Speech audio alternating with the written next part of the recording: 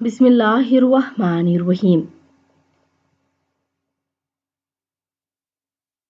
हदीस नबी सल्लल्लाहु अलैहि वआलिहि वसल्लम है कि ज़ीनत का लिबास अल्लाह रब्बुल इज़्ज़त की खातिर छोड़ देना।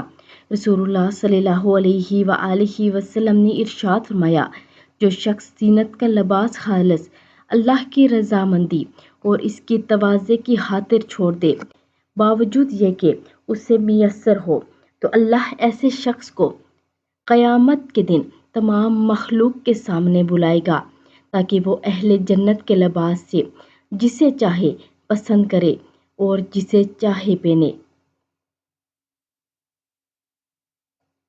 अल्लाह रब्बुल इज़्ज़त हम सब को सुन्नत नबवी पर अमल की तौफीक अता फरमाए और आप सभी ज़ैनब इस्लामिक टीवी को लाइक, शेयर और सब्सक्राइब कर दें। जज़ाकल्लाहु खैरा।